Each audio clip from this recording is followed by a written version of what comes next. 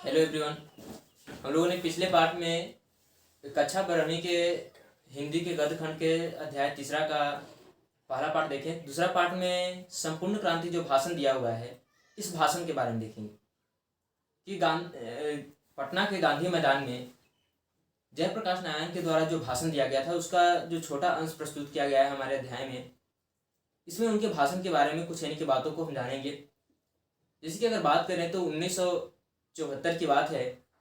उस समय से पहले भारत की यानी कि स्थिति जो है, सरकार ने कहा था कि हम आएंगे, जैसे ही सत्ता में आएंगे, जीतेंगे तो हम गरीबी को दूर कर देंगे, हटा देंगे, गरीबी हटाएंगे।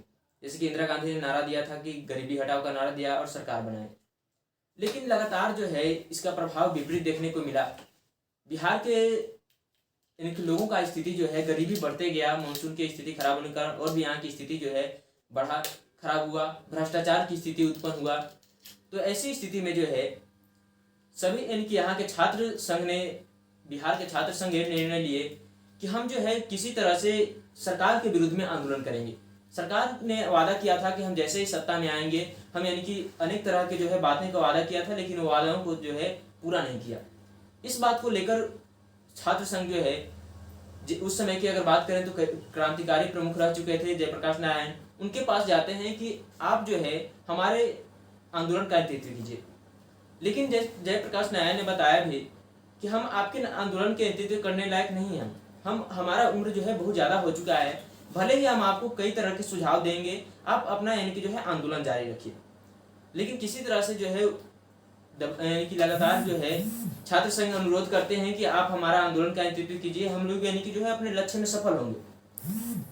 और आपका हमेशा से कहना है कि आप जो है गलत नीतियों के खिलाफ रहते हैं, तो आप गलत नीति के खिलाफ जो है अब हमारा जो है समर्थन कीजिए। तो जयप्रकाश नारायण कहते हैं कि चलो ठीक है, हम कुछ आपकी बातों को मानते हैं, लेकिन हमारा भी कुछ शर्त है। हम आपके आंदोलन का नेतृत्व तभी करेंगे जब यानी कि जितना भी आंदोलन में जितना भी लोग होंगे, सबकी बात को हम सुनेंगे। छात्रों की बात सुनेंगे, जितना भी किसान है सबका बात सुनेंगे, आम नागरिक है सबकी बातों को सुनेंगे। लेकिन सबसे ज्यादा जो महत्व होगा वो छात्रों के जो है वो बातों का महत्व दिया जाएगा। सबसे ज्यादा हम जो बात सुनेंगे वो छात्रों का होगा। उसके साथ साथ बात तो हम सबका सुनेंगे, लेकिन जो बातों का जो निर्णय होगा, जो अंतिम निर्णय होगा, वो मेरा होगा। और उस निर्णय को सभी आंदोलनकारी को, सभी सभा के व्यक्ति को जो है मानना अनिवार्य होगा। तभी हम आपके आंदोलन का जो है नेतृत्व करेंगे, अन्यथा हम आपके आंदोलन का नेतृत्व नहीं करेंगे। क्योंकि इसके पीछे एक प्रमुख कारण यह है कि जब तक कोई भी आंदोलन अगर हो रहा है तो उसका कोई सही नेतृत्व करता नहीं है, नेतृत्व करने वाला नहीं है, तो आंदोलन अपने लक्ष्य को सही तरह से प्राप्त नहीं कर सकता है। क्योंकि अनेक प्रकार के व्यक्ति होते हैं, अनेक प्रकार के अपना राय देंगे, अनेक प्रकार के सुझाव देंगे, उसमें झगड़ा हो सकता है, अनेक प्रकार के विवाद उत्पन्न हो सकता है। तो ऐसी स्थिति में एक अच्छा नेतृत्व करता होना चाहिए, तभी लक्ष्य को जो है सही से प्राप्त किया जा सकता है। उसके साथ साथ जो है जयप्रकाश नारायण बताते हैं कि हम आंदोलन का नेतृत्व करने के साथ साथ हमें सबसे पहले ध्यान देना चाहिए कि हम जो आंदोलन कर रहे हैं वो किस लिए कर रहे हैं। आंदोलन कर रहे हैं हम जनता के भलाई के लिए, जनता के अच्छाई के लिए। तो आंदोलन में प्रमुख रूप से हमें इस बात का ध्यान देना चाहिए कि जब हम आंदोलन कर रहे हो तो उसमें आम जनता को नुकसान ना हो, और जो हमारा आंदोलन हो वो सही हो। ये नहीं कि हम कोई भी बातों को लेकर, कोई ऐसे मुद्दों को लेकर जो उतना उपयुक्त नहीं है, सही नहीं है, वैसे मुद्दों को लेकर हम विरोध करते रहे। हमारा जो बात होना चाहिए, सरकार के सामने जो बात हम रख रहे हैं, जो विरोध कर रहे हैं, वो सार्थक होना चाहिए, सही होना चाहिए। तभी सही मायने में हम अपने लक्ष्य को प्राप्ति कर सकते हैं। जो हमारा आंदोलन का लक्ष्य होगा उसको हम प्राप्त कर सकते हैं। उसके साथ साथ हमारा आंदोलन जो है वो अहिंसा पे रहना चाहिए, हिंसा के पद पे नहीं होना चाहिए। क्योंकि हिंसा के पद पे अगर हमारा आंदोलन चलेगा तो ज्यादा दिनों तक नहीं चल पाएगा, कामयाब नहीं हो पाएगा। क्योंकि अगर हम हिंसा का सहारा लेंगे तो सरकार हमारे आंदोलन को जो है कुचल देगी और हमें जो है विद्रोही ठहराएगी। तो इस प्रकार से हमारा जो आंदोलन है उसका प्रमुख उद्देश्य होना चाहिए कि उसमें किसी भी आम जनता को नुकसान न हो। उसके साथ साथ जो है हमें अपने की जो है अहिंसा के आधार पर चले, हिंसा को अपनाए नहीं। इस प्रकार से जो है हम अपने आंदोलन को जो है सक्षम बना सकते हैं। उसके साथ साथ बताते हैं कि हमारी सरकार जो है वो हमसे वादा किया था कि हम जैसे ही सत्ता में आएंगे हम आपकी गरीबी को दूर कर देंगे, गरीबी हटाओ का नारा दिया। उसके साथ साथ भ्रष्टाचार को दूर करेंगे, हमारी जो स्थिति है उसको सुधार करेंगे। लेकिन सरकार आने के पश्चात भी जो है जब जैसे ही सत्ता में जीत गई, वो अपनी तरह से जो है काम को करने लगी है। और हमारे लिए कुछ खास तरह के जो होना चाहिए, जो नियम होना चाहिए, जो नीति होना चाहिए, वो नीति नहीं अपनाया जा रहा है। अगर नीति अपनाया भी जा रहा है तो उसमें उस नीति से नीतिगत होने से ज्यादा उसमें उन लोगों का स्वार्थ छुपा हुआ है।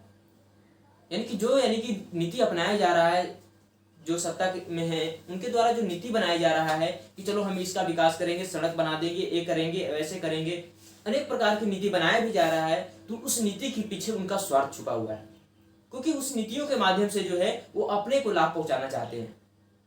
उनका सही अर्थ ये नहीं है कि हम उस नीति को सही तरह से कामयाब करें जिससे कि हमारा देश का विकास हो, हमारा विकास हो। इन सभी बातों को लेकर उनमें खास कोई महत्व नहीं देखने को मिलता है। हर बात के पीछे, हर नीति के पीछे जो है अपने स्वार्थ को देखते हैं और स्वार्थगत होते हैं। तो ये नीतियां गलत है और हम हमेशा ही कहते आ रहे हैं कि हम जो लड़ाई लड़ते हैं, जो विरोध करेंगे, वो हमेशा हम गलत नीतियों का विरोध करेंगे। चाहे वह व्यक्ति कोई भी हो, हम उससे इन बातों का लेकर नहीं चलेंगे। हमारा मुख्य उद्देश्य होगा कि कोई भी गलत नीति हो, हम उस गलत नीति का विरोध करें। और प्रमुख रूप से जो है इस बात पे जो है चर्चा किया जाता है। और आगे बताते हैं कि जैसे कि हमने प्रारंभिक शिक्षा जो है अपने ग्रामीण क्षेत्रों में पूरा किया और माध्यमिक शिक्षा के बारे में बताया कि जैसे कि पटना कॉलेजिएट से किए। उसके पश्चात इन्होंने सुना था कि अमेरिका में जाके वहाँ पे पढ़ना कोई यानी कि ज़्यादा जो है असंभव बात नहीं है, मुश्किल बात नहीं है। ऐसी स्थिति में वो अपने घर का, उनका आर्थिक स्थिति कुछ बेहतर भी नहीं था, फिर भी किसी तरह से घर से पैसा इकट्ठा करके अमेरिका जाते हैं शिक्षा के लिए। जैसे कि अपने जीवन में यानी कि अगर बात करें तो जब आईएएस किए थे तो उस समय जो है असहयोग आंदोलन में सम्मिलित हो चुके थे। लेकिन जब असहयोग आंदोलन बंद हुआ तो इनके मन में विचार आया कि हमें अमेरिका जाकर पढ़ना चाहिए। इस बात को ये सुन चुके थे कि वहाँ पे जो है काम करके पढ़ना जो है विद्यार्थियों के लिए ज़्यादा मुश्किल नहीं है। और इस बात को लेकर जो है उन्होंने 1922 ईस्वी में जैसे ही यानी कि असहयोग आंदोलन बंद हुआ, वो अमेरिका गए। वहाँ जाने के पश्चात इनको अनेक तरह की परिस्थितियों का सामना करना पड़ा। जैसे कि अगर बात करें तो वहाँ की परिस्थितियों में अगर प्रमुख रूप से बात करते हैं तो जैसे ही वहाँ पे गए तो इनको अनेक छोटे छोटे कामों को करना पड़ा। अनेक छोटे छोटे तरह के काम करने पड़े। जैसे कि जो होटल होता है उसमें जाकर बर्तन साफ करना पड़ता था। उसके साथ साथ छोटे छोटे जो यानी कि जूता चप्पल का काम हुआ, साफ करने का काम हुआ, किसी घर साफ करने का काम हुआ, ये सब कर लिया करते थे। कचरा फेंकने का काम कर दिया करते थे। यानी कि कहें तो अनेक छोटे छोटे कामों को कर किसी तरह से जो है इतना पैसा इकट्ठा कर लेते थे जिससे कि जो कॉलेज है उसका फी भर दें, उसके साथ साथ जो है अपना पढ़ाई में भी कुछ यानी कि जो है अपना बुक खरीद लें और अपना जो है किसी तरह से अपना जीवन चला लें। इस प्रकार से एक कोठरी में 2-3 विद्यार्थी रह लेते थे, जिसमें से अगर बात करें तो कुछ 1-2 अमेरिकन रहते थे। एक खाट था, उस पर सोते थे लोग। इसमें से कोई ना कोई एक अमेरिकन साथ में सोता था। ये अपने साथ एक बिस्तर ले गए थे। अगर कोई सोता था तो वो भी अपने बिस्तर के साथ जो है इस तरह से सोता था। तो इस प्रकार के बहुत ही गंभीर परिस्थितियों में जो है इन्होंने अपना शिक्षा वहाँ पर ग्रहण किया, जैसे कैलिफोर्निया विश्वविद्यालय में, बर्लिन विश्वविद्यालय में। और इस तरह से जो है इनकी शिक्षा का स्तर जो है अमेरिका में जो है देखने को मिला। लेकिन ये शिक्षा वहाँ पे ग्रहण कर रहे थे, पीएचडी कर रहे थे। उसी दौरान जो है इनकी माँ की स्थिति जो है बहुत खराब हो जाता है। तबीयत एक तरह से कहें तो खराब हो जाता है। स्वास्थ्य खराब होने के कारण इनको मजबूरन वश जो है अमेरिका से अपने देश वापस लौटना पड़ता है और 1929 ईस्वी में अपने देश वापस लौटे। ये भाषण में बताते हैं कि सबसे पहले जो है हमें सरकार की यानी गलत नीतियों के विरोध में जो है आवाज उठाना चाहिए। जब तक हम आवाज नहीं उठाएंगे तब तक जो है हमारा देश का सही यानी कि सही सच्चे लोकतंत्र का स्थापना नहीं हो सकता है। इसके साथ साथ बताते हैं कि जैसे कि आज हम भाषण दे रहे हैं यहाँ पे गांधी मैदान में, इतना लोग इकट्ठे हुए हैं और आज भी अगर सरकार की अगर बात करें तो कई सारे लोग जो हैं इस आंदोलन के लिए जो है यहाँ पे सभा में इकट्ठा होना चाहते हैं। लेकिन इस सभा में इकट्ठा होने के लिए जो है लोगों को अनेक प्रकार से रोका जा रहा है। जैसे कोई ट्रेन से आ रहा है तो उनको ट्रेन से टिकट लिए हुए है, फिर भी उनको ट्रेन से जो है उतार दिया जा रहा है। कोई बस में आ रहा है तो बस से उतार दिया जा रहा है। पैदल आ रहा है तो उस पर लाठी चार्ज किया जा रहा है। कई ऐसे व्यक्ति आ रहे हैं जिन पर गोलियां भी यानी कि जो है चलाने का आदेश दिया जा रहा है सरकार के द्वारा। और हम अगर बात करें तो हमारा मौलिक अधिकार है कि एक तरह से हमारा लोकतंत्र जो है अधिकार देता है कि हम अपने जो है एक शांति सभा का जो है शांति सभा कर सके, शांति रूप से सभा करने का जो है अधिकार देता है। जयप्रकाश नारायण का प्रमुख कहना यह था कि हमारा किसी व्यक्ति से झगड़ा नहीं, कोई भी व्यक्ति हो, सत्ता में हो, सरकार हो, उससे हमारा प्रत्यक्ष रूप से कोई खास यानी कि जो है झगड़ा नहीं। हमारा जो झगड़ा है वो उसके द्वारा अपनाए गए गलत नीतियों से। अगर कोई भी गलत नीति को अपनाता है तो उसका हम विरोध करेंगे, चाहे वो व्यक्ति कोई भी हो, प्रधानमंत्री हो, राष्ट्रपति हो या कोई भी व्यक्ति हो, वैसे व्यक्ति का हम जो है विरोध हमेशा करेंगे जो कि गलत नीति अपनाएगा, जिससे कि हमारे देश को नुकसान होगा। जैसे कि इन्होंने बताया कि गांधी जो हैं उन्होंने हमें बहुत यानी कि एक तरह से हमें बहुत मानते थे, हम कई बार उनका आलोचना भी किए, कई बार विरोध भी किए, लेकिन फिर भी जो है हमको प्यार से बुलाते थे और हमें प्यार से जो है कई बार हमें समझाया भी है कि किस तरह से हमको यानी कि आंदोलन करना है, किस तरह से शांति तरीके से आंदोलन करके जो है हम अपने देश को जो है जल्द से जल्द आज़ाद करा सकते हैं। इस प्रकार से कई बातों को हमको जो है बुलाकर गांधी जी ने समझाया।